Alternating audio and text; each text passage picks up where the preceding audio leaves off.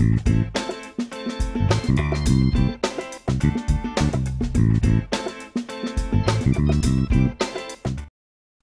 everybody, it's Dana Joy. Today I'm going to do a little bit of coloring today.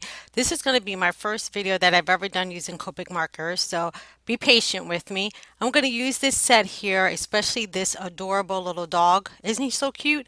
He's from Paper Smooches and it's the Chubby Chum set. I'm going to use some Copic Expressive blending paper. It works perfectly with Copic markers. And for my ink, I'm going to go ahead and ink it up with my Memento Tuxedo Black ink. This is the best ink, in my opinion, to use when you're doing Copic markers.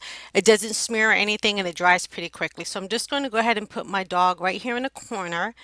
As I'm going to be cutting this paper later, I'm going to push pretty hard so I can get a good impression the first time. Voila! And there we have it. He's so cute. So I'm going to go ahead and grab my Copic markers, and I'm going to actually use some very light colors, E50, E53, and E51. I'm going to go ahead and set some music to this while you guys watch.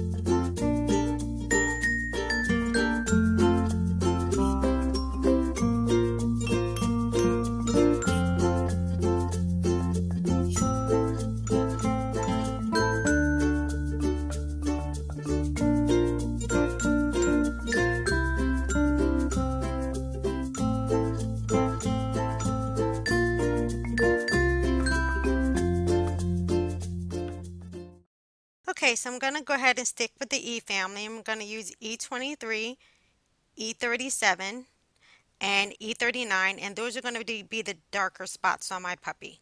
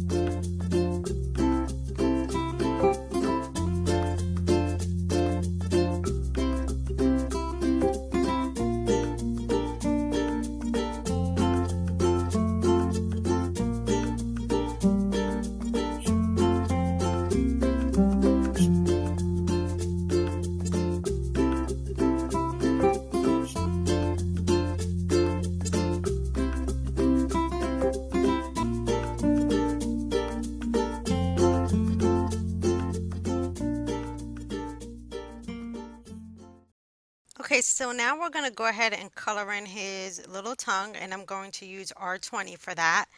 And you don't need much of this color, so I'm just going to dab it in just a little bit.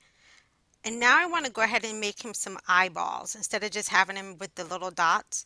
So I'm going to go ahead and grab my E23, and I'm just going to lightly draw in a circle around his eyes, or actually around his pupils, so he looks like he has eyes. I think it just makes him look so cute and quirky. Okay, see how cute he came out? And again, I stuck with the same color family throughout this entire project. So now what I want to do is just go ahead and take my black multi-liner and go around the eyeballs. So it's colored in as, has a line of black like the rest of the image does. Okay, now I need to ground my little guy here, otherwise he'll be just floating on the paper. So what I'm going to do is use my T family and Copic markers.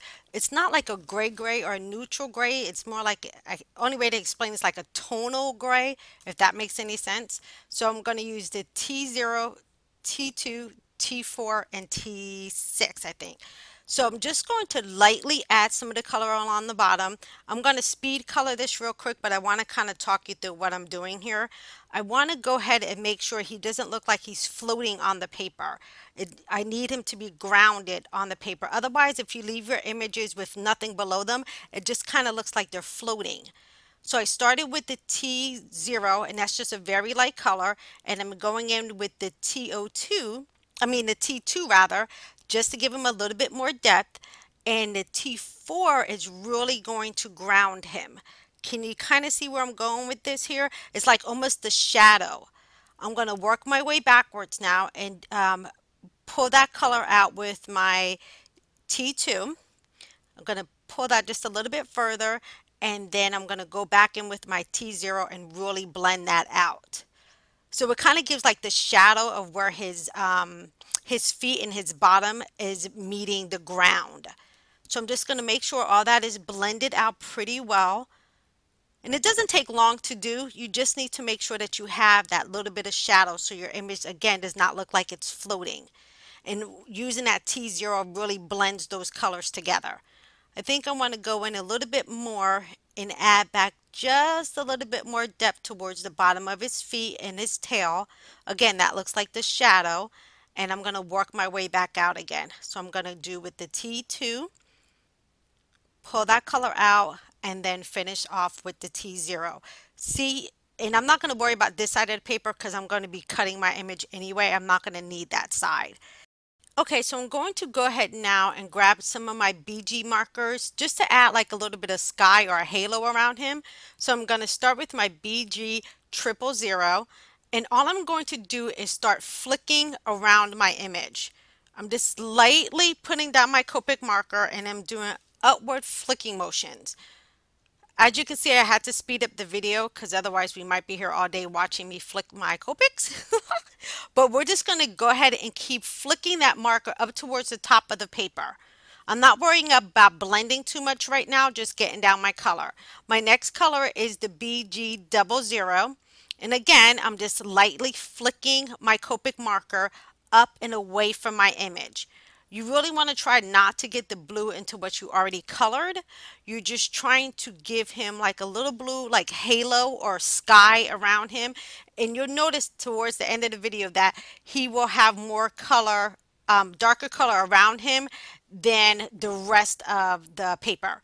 So now I go to B00. That is going to be about the darkest of the blues I'm going to go. And as you can tell, it really starts giving me like that blue halo around him. And I'm just going to continue to just do a little bit of that light flicking motion. Again, not trying to get it into what I've already colored of him. But see, as you can tell now, you can really see that blue around him. And now I'm going to work my way back down through my markers. I'm going to go back to that B00. BG rather 00, and continue to flick out away. So now you can really see where the blue is intensified around his body. You see that? And then I'm going to go back to my lightest color and blend everything out. And that kind of gives it more of a smooth background once you start to blend everything out. Really simple and easy technique to add just a little bit of color, behind your image. So again, your image isn't floating. It actually has some place to land on your paper. Okay, I went ahead and cut down my image, and I think I still want to add a little bit more blue across the top. So I'm just going to go grab one of my Copic markers again, and this time I'm going to flick down towards the rest of that blue color. So I'm not getting the intensity of the marker right at the top of that line, so it's not like a harsh break in the middle of the coloring. Okay. So there you go. As you can see, it does gives a nice little hue right around my puppy there. So now we're going to go ahead and finish off the card. I'm going to take one of the sentiments out of the Chummy Chum set, which I swear I love this set. And this word is smooches. So he's going to give you puppy kisses. I'm just going to place that where I think I might want it. And I think that's probably going to be the best place because I want to add some ribbon a little bit later. So I'm just going to go ahead and pick it up. I'm going to use Versamark Onyx Black. I really love this ink for putting in sentiments. It never seems to smear and it gives a real detailed impression. I'm going to place that right where I had lined it up before. Press down pretty good so I get a good impression the first time. Oh, how cute. I love this little puppy. Okay, anyway, sidetracked. I'm going to grab some red and white twine, like baker's twine, and I think that'll give a nice break to the top of my image. But what I'm going to do is run some adhesive tape on the back, and this is going to give a spot where I can hold down my ribbon when I try to tie it, because I'm a little bit bow challenged. I just have to be honest with you. So I'm actually not going to cut the roll yet. I'm just going to line it up across the back, and I'm going to push down on my mat. So this way my string and my image is going to stay flat. It is not sticking. Hold on a second. Let me just push that a little bit harder. All right, I think we're good now. Okay, so I'm going to go ahead and cut off my baker's twine. I think I have enough right now, but I'm actually going to put a little bit more adhesive to the back of my image just to make sure that it stays in place when I go to tie my bow. I would have to say I'm a little bit bow challenged, and I do have a bow at all, but because the image was so small, I didn't feel like pulling out my equipment to help me make a bow, so you're going to watch me struggle making this one live. So what I wanted to do was just add a little bit of color to my card without really adding like a red panel or anything like that. I just wanted to have kind of like that candy cane stripe across the top of it. So I'm going to go ahead and do my very best to tie a bow. Like I said, I am so bow challenged. I make cards almost every single day, and I would tell you, tying a bow is the biggest challenge I have. Okay, I think I got that done. Not too bad for my first try. So I'm just going to even out my loops, and I think that looks good. And I can go ahead and cut my extra string. I know that's like a lot of twine to be cutting off, but again, I have to do what I can do to make my bows look pretty. All right, let me just snip that little piece off there, and we're good. Voila! All right, now I'm going to build my card. I'm just going to use some brown cardstock. This is just Basil Brown cardstock, but I don't want my image to just float again, so I'm just going to add something along the bottom just so my card doesn't look really plain. I'm going to grab the same puppy image that I used to color with. I'm going to just clean that off, make sure I don't have any of the black ink on there, and I'm going to use my Versamark, and this is just like a clear ink. So we're just going to have like little like a little bit of a background or a watermark. That's what I want to say, a little bit of a watermark of puppies across the bottom of my panel. So I'm just going to line it up and then push my puppy down. So can you see it's just a very faint watermark of him across the bottom. So I'm going to go ahead and ink my stamp up again and stamp down another one. And I'm going to do one more. Probably it will only get his ear off to the side, but that's okay. I just want to make sure I have it all the way across the bottom. Okay, now I think that looks precious, having those little puppies across the bottom of the panel. I'm going to clean off my area because when I put my cards together, I don't want to have any of that versifying getting on the back of my card. Okay, we're to the final stages now. So how cute is that? She just gives a little bit of something to the card. So I'm going to go ahead and grab my Xyron adhesive, and I'm going to run it across the back of my panel. I want to make sure this sticks very well to my card front.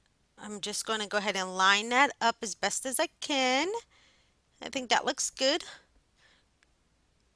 And I don't want to just place my cute little image there. I think I'm going to pop them up on foam dots. So as you can see, I have an entire roll of foam tape. I would tell you, if you don't have this, you should get this. It beats having those little itty bitty foam dots.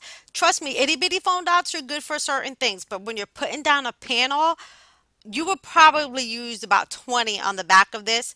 So I keep this huge roll instead.